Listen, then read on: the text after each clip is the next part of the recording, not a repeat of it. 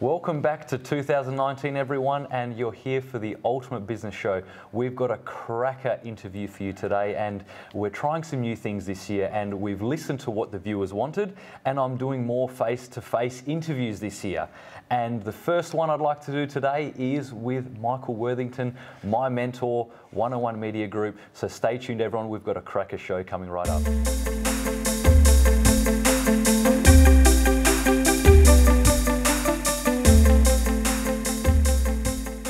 Michael, thanks very much for joining us today. Oh, it's going to be a great show. And you said, will you come on your show? I said, as long as I can be controversial. Now, everyone, you might not have seen Michael for a while. He's usually behind the scenes now, but now he wants to come back in the camera. He's got a new hairdo. I know. As do I. Yes. And he's got a new jacket. I need to invest in one. And we've put Kathy as executive producer. She's operating the cameras today. Got to have the real boss on board now, don't we? Yeah. It's interesting you say how you're changing your business and not change it as in throw everything out and then rebuild, but just morphing it, I suppose. Yep. And I think one of the things you talked about, we were talking off air, and you were talking about business value. And we hear these terms bantered around, but what does it actually mean for a business owner? Well, now, as a business owner out there myself, the first thing, if I was a layman person, the first thing I would think as business value is, what's my dollar value worth for my business? But you know, both of us know that's not really the key. In terms of business value, as we were talking off air, is how do you value your business in terms of your staff, your procedures, and everything else in between? More so, I'd like to put emphasis on staff, because that's a real big value increaser, if you want to call it that, for your business. Without core staff, your business is worth nothing. That's true. I mean, normally I'd put the emphasis on the money, but... Mr. Controversy right here. But we're talking about value. And look, people have businesses, you know, and you and me, we've had businesses, we made them grow, and some people go, oh, you just seem to just be able to do it. But I think because we come from a mindset that a business that we work in does two things. One, it pays the bills along the way, pays for the schooling, pays for the meeting Arnold Schwarzenegger, which we will talk about, as he told me today as he walked in the door. And it pays for those general bills and lifestyle as you go. But the other part of a business is obviously when you're going to sell it or retire from it. So it's either going to give you a lump sum or residual income. Yes. Afterwards. And you're saying staff are at the bedrock of all this. Correct. Because imagine you retiring in 20, 30, 40 years' time, whatever it may be. I hope it's before then. Hopefully it's before then. You're getting myself a new accountant. He's still a young man, everyone. He's still a young man. Well, how are you going to get to that level? Are you going to do it on your own? Or are you going to have a good, solid team that you know and you can trust, so that you can go on holiday, you can go away, and you can make it, more importantly, you can make your business more valuable. Because if it's you that's only in the business, let's say if you did want to sell in next year. Yep. If usually a one-person business, a lot of people don't find that so attractive, because the clients are generally have that relationship with that one or two people. If you've got a core team in you, it's 100% more valuable. Yeah, and I think it's one of them stages, isn't it? We call them a owner-operated business, where you're it. So if someone buys it, they're basically replacing you. Yes. You step out, they step in, and nothing changes. And it's probably worth a couple of times whatever your profit is at that stage. So $200,000 profit is probably worth about 400 grand. Roughly, yeah. Yeah. There are exceptions, but that's normally the rule of thumb. Well, if you're making a managed operator business, and that is letting the staff take over, and you direct it, but don't actually do the implementation, staff do it, you actually get, as a managed operator business, then it's worth 5 times. Easy.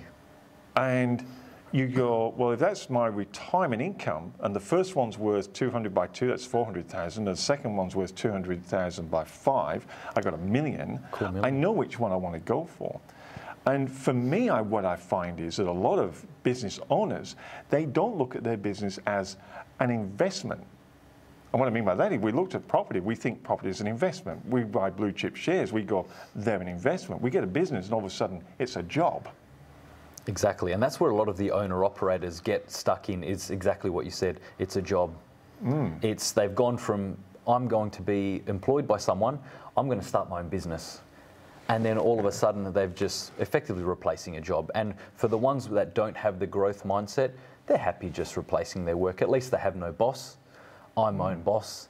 But then you also have to do all the other duties, which at your old employment had multiple staff doing, and you're doing it all, that's where a lot of people go from those owner-operator, get too sick of it, and go back to the job. It's interesting you made a comment there, Bobby, about growth mindset. You use that term. What do you mean by that? Well, I guess when it comes to starting a business, people really need to, really think about why they're starting a business. This all comes back down to why you want to do things that you do. Yeah. Be it personal relationships, be it friendships, be it traveling, whatever it may be. Why do you want to do that? And it's like the same thing with business. Why do you want to go into business? Is it to help more people, or is it to just not have a boss? And I think it's really directive to which way you want to go. Going, can I take option 2?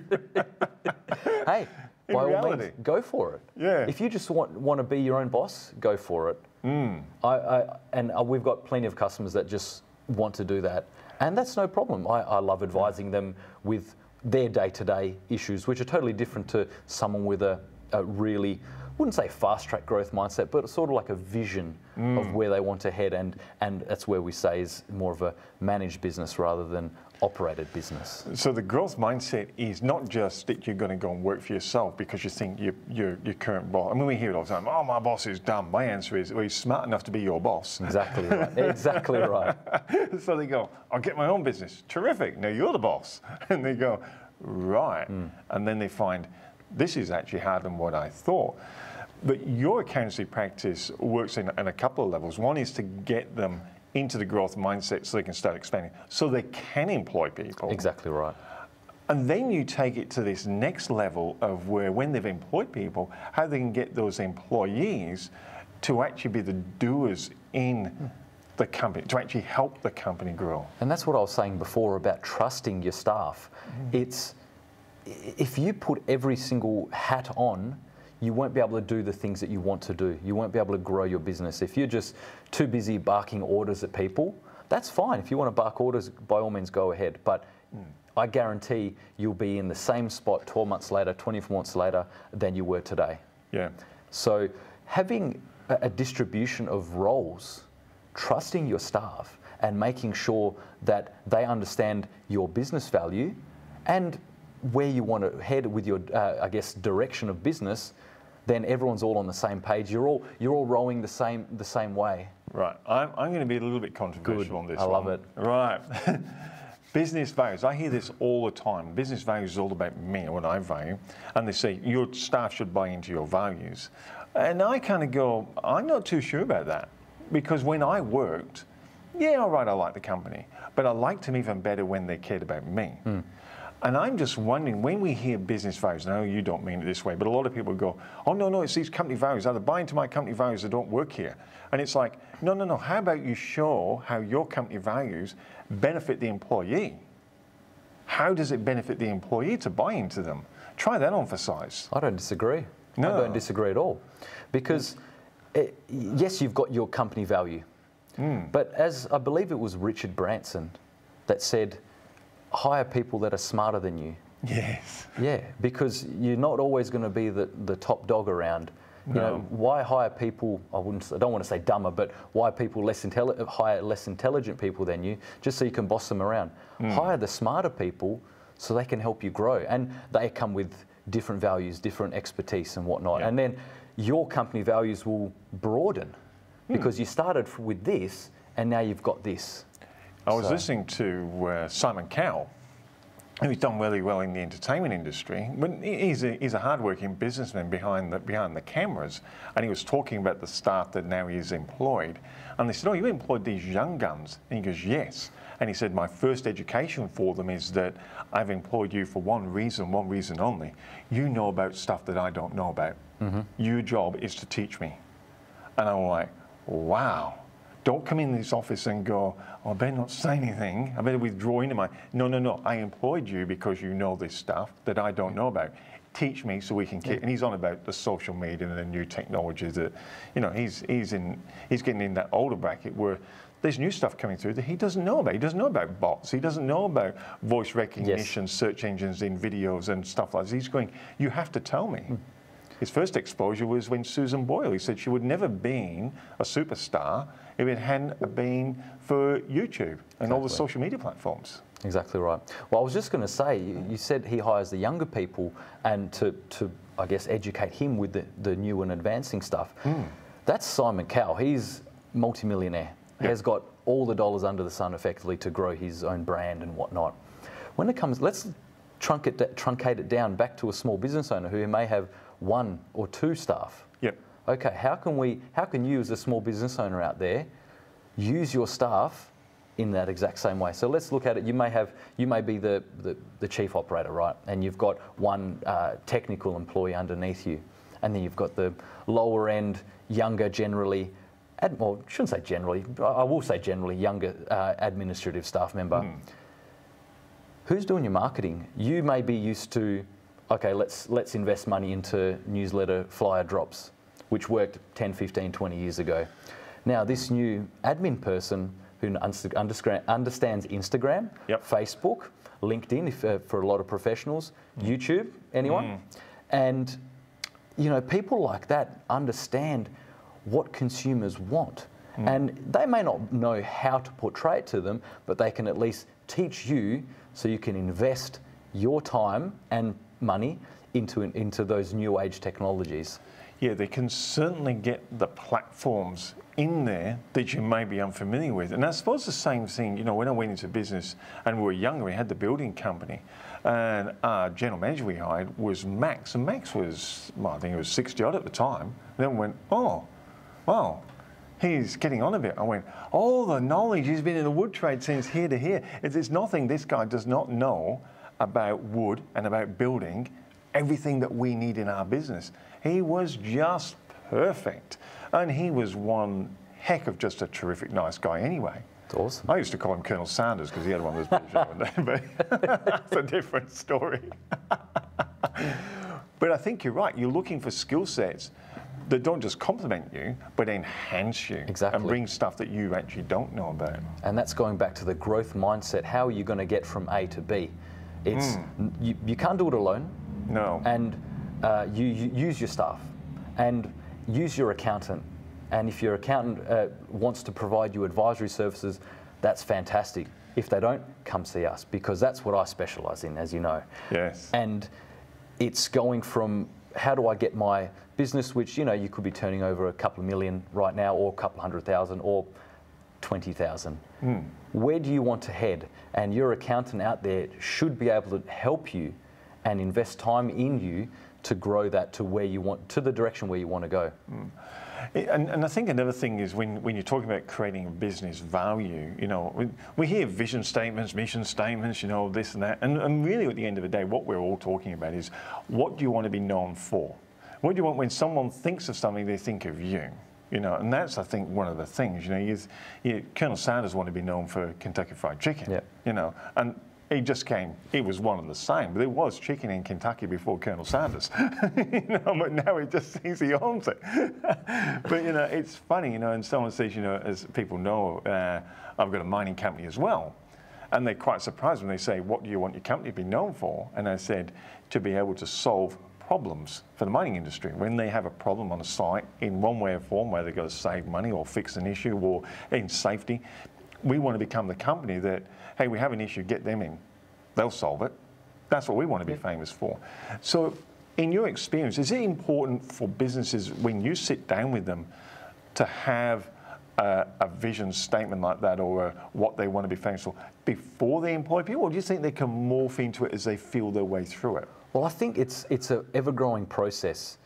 Like, you may go from just being an owner operator, but then as you grow, your delivery changes. The clientele that you want to attract changes.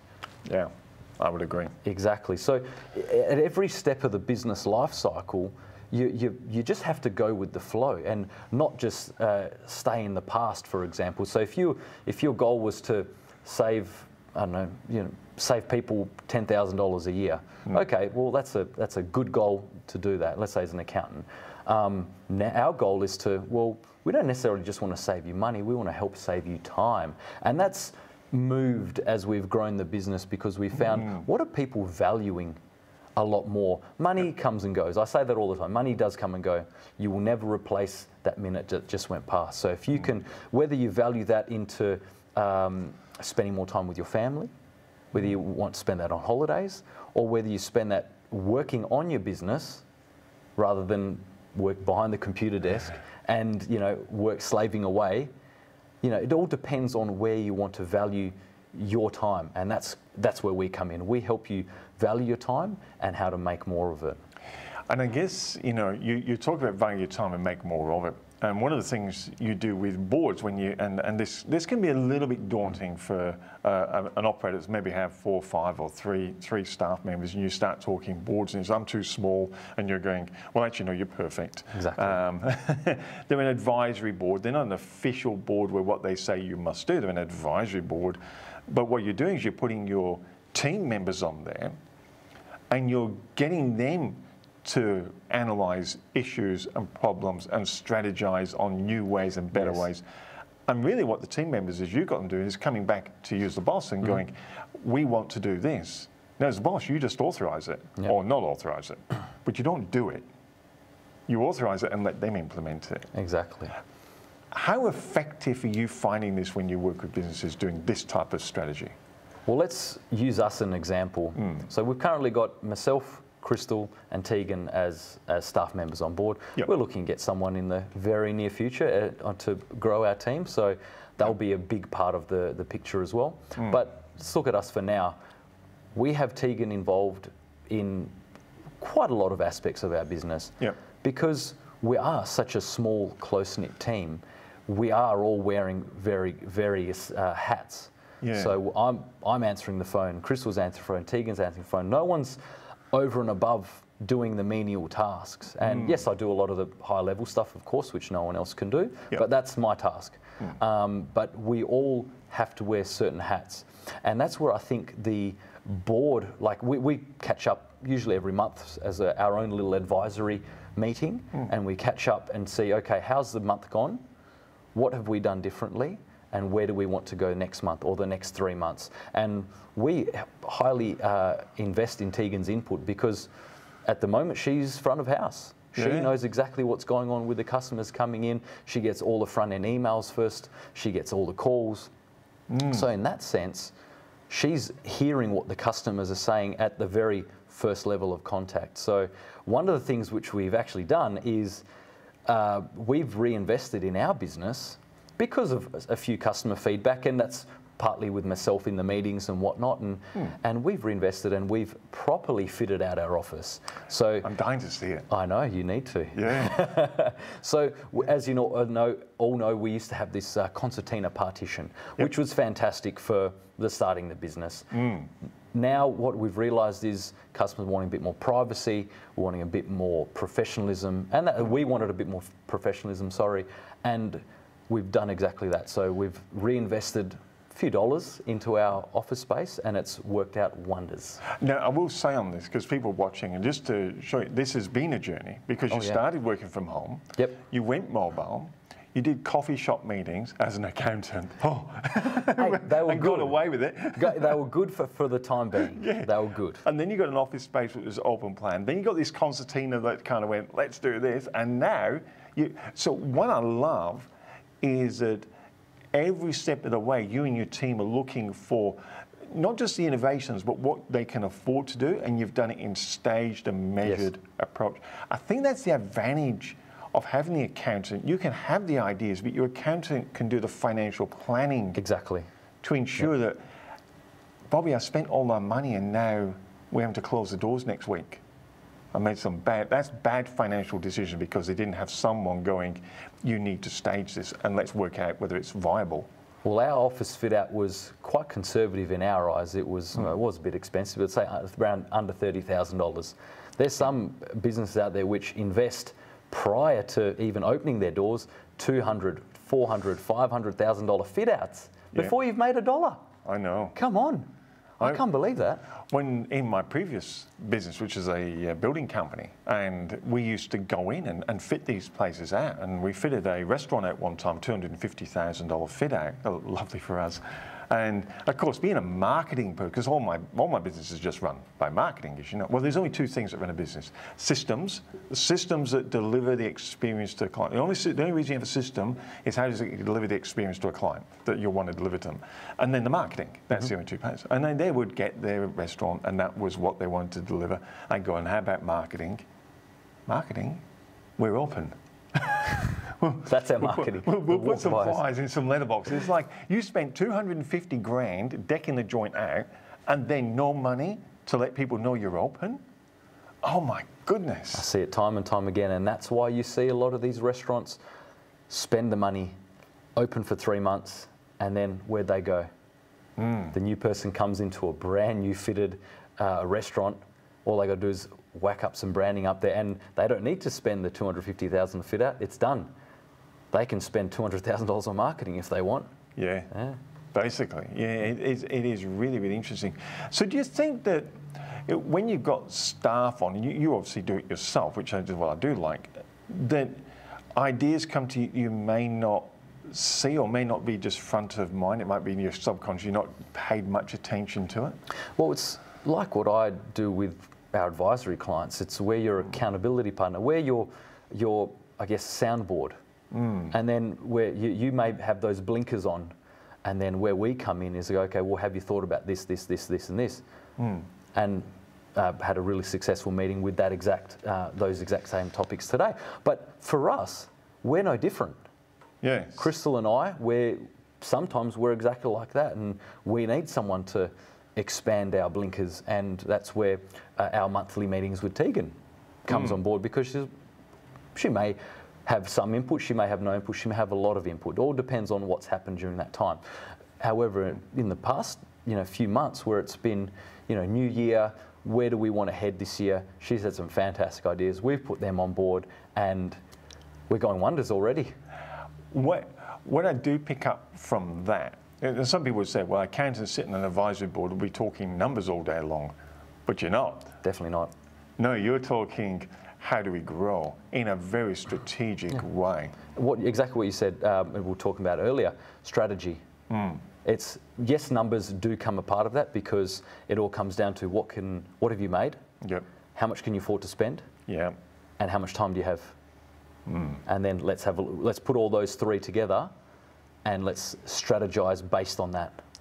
Yeah, strategize on your capabilities right now. There's no point going over and above when what do they call it? Your champagne taste with a beer budget, So I call it going Hollywood. Yeah, no point going Hollywood on a Bollywood budget. No. But Bollywood probably has just as big a budget as Hollywood. Probably got a bigger one, but I know what you mean. And look, we've seen it time and time again. People get the fancy office, a fancy car, and they go, but I'm entitled. I'm the business owner. I do see that, unfortunately. And there's no entitlements. No entitlements, exactly. You have to work hard for it. You want that Mercedes? You work hard for it. You start off with your Toyota, build up to a Beamer, build up to your Maserati. Yeah. You don't start off with the Maserati. No, not many of us do. When you've got people in place and you've got a business owner looking at this, is it important to understand, because obviously not every business owner wants to sell their business, and some of them don't look at it that way. Do you find that conversations sometimes open up their ideas and what they can? Do you think they just don't think that because they don't think it's achievable? I guess what I'm trying to say. Most definitely. A lot of times the business owner comes to us, let's say for example it's a new client of ours, they've just never had that conversation with their accountant before. No. And it's, oh wow, I didn't know accountants did that. And that's why a lot of them don't, actually. And that's exactly right. A lot of them don't, and that's what I say.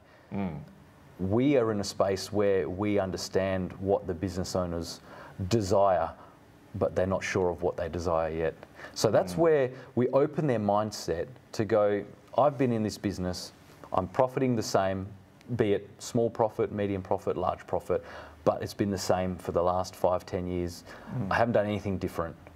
And that's because they catch up with their accountant at best 4 times a year, every quarter, maybe once a year. Maybe. And what are you paying the accountant for? Just to look at the numbers and replicate that instead of financials, which it does take some time, don't get me wrong. There is, you know, you do have to do your ATO checks and measures and whatnot. Yes. However, where are you investing your time, investing your money with your accountant? So you're seeing your accountant because they're specialist business advisors, yet what are they advising you on? Not so much business growth or business advice. And that's where a lot of people stagnate because they go, oh, that's what accountants do. And this is where we come and trump all those other accountants who don't understand business growth. And like I've said this many times before, we've invested a lot of our own time and money to learn about how do businesses want to grow in the 2019 year, 2020 year, 2025 year. Well, one thing we talked about, and we talked about this off air, and we were talking about business owners that want to grow and how they have to take stock of their resources. Now people look at the actual physical resources they've got, and they might look at their staff. But one of the things that came up was obviously mentor resources as well. And what I mean by that is people who are going to act as a mentor, as a coach, or an advisor outside. Once you've, or networking groups, when you work with people, do sometimes they get a blank on that? And how do you get people past that to go, hey, this is what all the top business people do. In this column, they do have either very specific people named or types of people named in here. How do you get people past a block to go, this is how you create growth? It's hard because a lot of people just really have that ego and they want to go, no, I'm in business because I don't want to listen to anyone. I'm the boss. And that's what we try and uplift that ego and go, okay, yeah, you are the boss. Don't get me wrong. We're going to listen to whatever you want to do. However, let's work together rather than you just like sitting in your own little office or little corner. Let's work together to grow your business. And the biggest barrier, I think, is I can do this myself. Yeah, I can do it myself, or if I'm the business owner, I should know how to do this myself. Correct. I got into business because I'm a great Sparky. Yeah. I'm great at that. I know how to grow a business.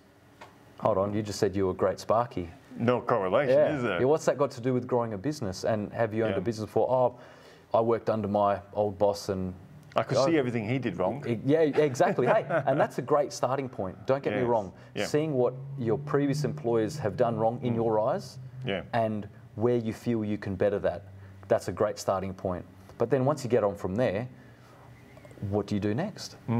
Do you chat with friends at the pub? Well, what do they know? Your friend's a plumber, not a Sparky. Yeah. Or your friend's a marketing, or that'd be a good friend if you had a marketing consultant. Yeah. Or whatever it may be. You're potentially talking to the wrong people to help you grow your business. And you're probably talking, because they are friends, you're probably talking to them in a way that is quite high level. And what I mean by that is you're not going to let them into the nitty gritty. Oh, yeah. You're not going to tell your friend, I'm struggling. When you're at the pub and he says, how you going? Fine, fine, mate. Everything, not bad, not bad. That's about as best as you're going to get. Only your accountant's going to know the truth. Yep. I read an article earlier last week actually, and it said, don't tell people you're busy. You know how everyone says, how you been? Oh, I've been busy. I've been busy, I've been busy. And then I've read the article and it says it brings a negative connotation because it makes those people not want to contact you for either advice, for a phone call, for a chat, if it's mates or whatever. So if you're constantly telling people, oh, you're busy, you're busy, you're busy, what's the first thing in their mind? Oh, I won't call Bobby come out for a beer or a round of golf or whatever. He's busy. I'll refer a client to him. Or refer a client. He's too busy. He's that jam-packed. Yes. So with that mindset, I'm going to be frank here. 2019 has been, January has been quiet. And people have been I think they've been taking more holidays, which is fine. Because I actually do feel the economy is growing. And January was so quiet for us, and we're like, okay, well, one, that helped us. We after the, oh my gosh, we've got no money coming in, after that sort of thought left our heads. We said, okay, let's invest time in training. So we spent a lot of hours researching various topic matters on tax and growth and what's happening in 2019 from the ATO, our good friends at the ATO.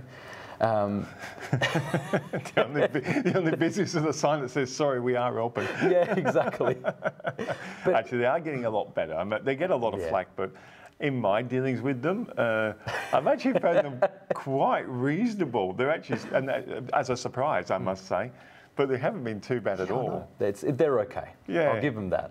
Yeah. But I've gone and told people, you know what, it's actually been quiet. And I said for them, first of all, how are you going? They've said busy. I said, you know, we're actually quiet. And then they go, oh, well, actually, yeah, we haven't been as busy as we thought. So bring the honesty. It brings the honesty out of people. And if you want to have that genuine conversation with people, it's start off with that. I do like from a marketing perspective, I like that psychology. You tell people you are busy, so the psychological effect is then, oh, well, I won't refer people. When they say, how you're going, and say, yeah, you just need a few more clients. Yeah. It goes, oh, how can I help you? Exactly right. It just changes that conversation aspect. Rather than being too busy, oh, cool, I better end abruptly. Oh, well, let's have a chat. That's very interesting. Yeah. I do like that one. I had a very similar one. I had a chat with someone who's doing gratitude coaching. And I said, the problem with that is, I'm not saying don't be grateful, because don't get me wrong here, it just shouldn't be top of mind. Because when you tell your subconscious, I'm grateful, I feel gratitude towards it, your subconscious goes, so you didn't deserve it. So we probably won't give you much more of this then, if you feel like you don't deserve it. That's what you're really telling yourself. And then the next level is, well, I do deserve it. So the subconscious mind, I was reading an article and it says, oh, so you deserve this. So you deserve the Ford Falcon and the 3-bed, 2-bathroom home and in a moderate suburb. Oh, that's what you deserve? Okay, that's what we'll give you. Yeah, exactly. And it was the top 1% of millionaires, what they do, they go, yeah, I feel grateful and I do deserve what I've got. But then they go to the next level, it goes, so what's next? Exactly, yeah. That's always their question at the top of their mind, so what next? So when you see Warren Buffett and Richard Branson, and they've all got their coaches, they've all got their advisors sitting around them like yourself, it's because that's their question they're leading with. One of my favourite sayings is, you know, a bit controversial, Donald Trump. Yes, Uncle Donald. Uncle Donald. You can call him Uncle Donald. With a hairdo like that, he could be somebody's uncle. He's got to be. he put out, I think after, what is his first or second bankruptcy? I can't remember. Right. And a journalist asked him, like, why do you keep going? And he said, what's the point of dreaming small when you can dream big? And that's exactly what you're mentioning. It's not that small, I just want to be in a quiet street in a moderate suburb and live 20 minutes, 30 minutes from the CBD and I want to have that vision. I want to live in that penthouse in Kings Park. Yeah. That's where I want to be one day, you know? And there's some people that go, I want to have enough money for financial freedom. I can sail around the world for the rest of my life, or I can do this, or I can do that. It's not the amount of money, I suppose. It's what it's going to give you. I mean, living in the penthouse, beautiful river and ocean views like we've got here in Perth, it'd be, what a wonderful lifestyle. Exactly, that's all it needs to be. And you always just, I suppose when it comes to business or even employment, if you're an employee out there, no point just sitting and coasting. No. You always chase for that golden goose. Keep chasing. And it is one, and I think it's a very dangerous thing. I have a saying that safe is a very dangerous place to be. When you're feeling safe, that means you're just sitting where you are. Yep. That's a dangerous place to be because the slightest bump in the road can knock you down. Exactly. So if you're growing up and you get knocked down, okay, I can get back, and you don't go. But if you stay here and get knocked down, oh my goodness, safe is a very dangerous place to be in my book for business owners and entrepreneurs. Exactly right. Exactly, Michael. I suppose one of the challenges, I think what may come up is people are going to ask, how do you get staff members buying in or confidence that they can contribute openly to these advisory board meetings? Now, you've done it with Tegan. Yes. Was there a blockage where she's going, well, you're my boss? Yeah, exactly. And that's, at the start, very difficult because we're there trying to say, please be open. And then for 6 months of the time she's been in there so far, already 12 months, she's gone, hold on, I've just been told what to do and that's it. And now you're giving me authority to, I guess, help. Okay. And she had some great ideas, but they didn't come out from the first meeting. No. It was more like, how can we get her comfortable? And with helping with our business. Because the fact of the matter is, we are small business, we are a family-owned business, and we treat our staff and clients as family because we value everyone. And it goes to communication. For everyone out there wanting to do this with their small team, communicate. It may not, you may not get them on board. You may not just go, all right, everyone in the boardroom, we're having a meeting, advisory meeting right now. Yeah. It's like, okay, in a month's time, I want you to get some ideas where you feel, and this is you don't have to put your name on it. Well, ideally, if there's only one employee, then it is, you know who it is. But, you know. You can remain anonymous. Have that, have that open forum. Yeah. Because of the fact that, okay, let's look at this. That person may come up with 20 different ideas. You may disagree with 15 of them, but go, geez, those 5, fantastic. That's really going to revolutionise the next 3 months of our business. Let's give that a crack. It's amazing, isn't it? And do you have the rule that, they're on an advisory board, so Tegan gives you an idea and you go, fantastic, I'm going to run with it. So the responsibility is actually yours. You don't throw it back on Tegan and go, look, we tried, it didn't work. Wow, what are you doing? Yeah. It's like, it's not your problem. Exactly. I agreed with you, so I did. Correct. And it's giving them authority to provide advice to you. And we're talking off air, and a company may have various aspects of their business. They may have a sales department, they may have a workshop department, a purchasing department. All those people can come together, but because they normally don't. They normally don't. And if we're honest. I was just going to say, those 3 departments plus CEO plus upper management, they may not talk to each other. All they see is the reports that you give them.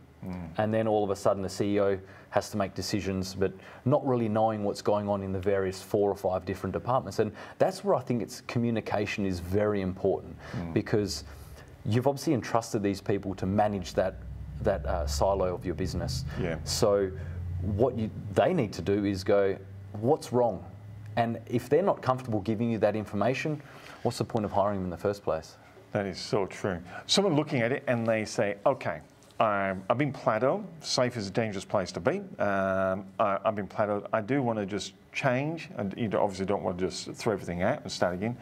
Someone going on that journey says, okay, I've got 2 or 3 employees, maybe 5, 6, maybe 50, who knows? And then going, advisory board. Okay, that could work in my place.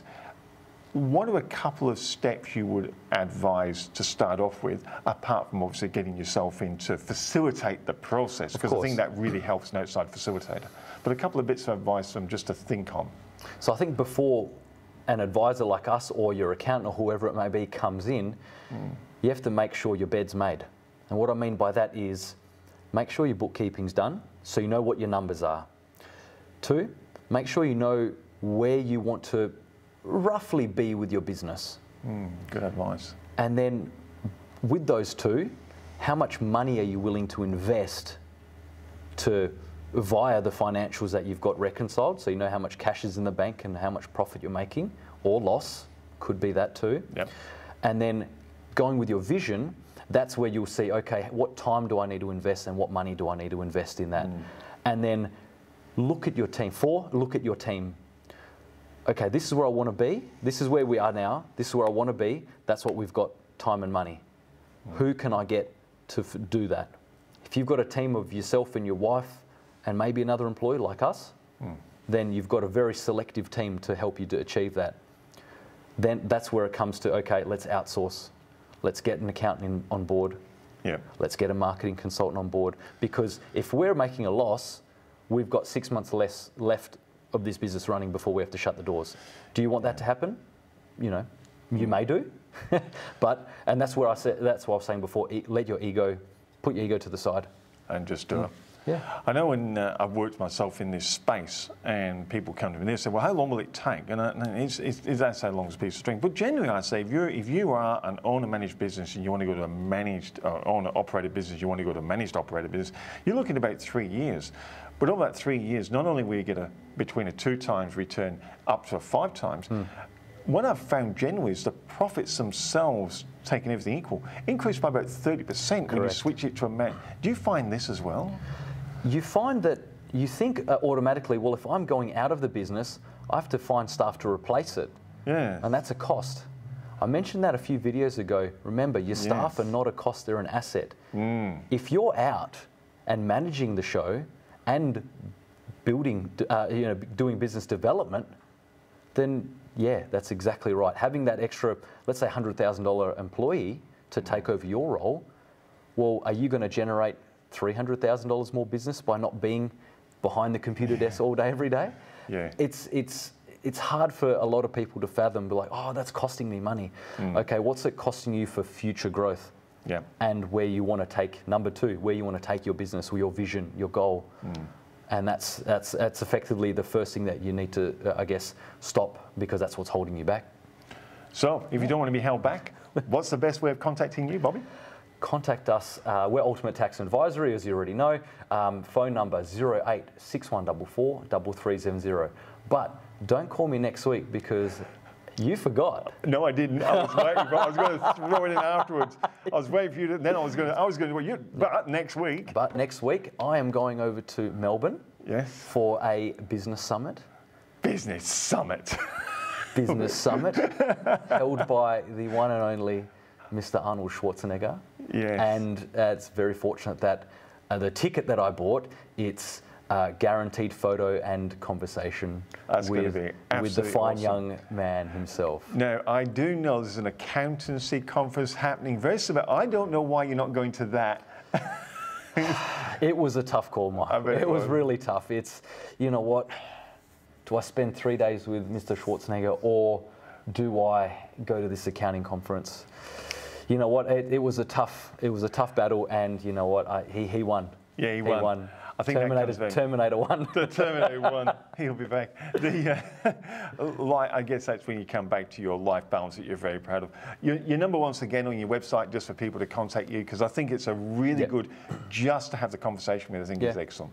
Website www.ultimate-tax.com.au and phone number 086144 3370.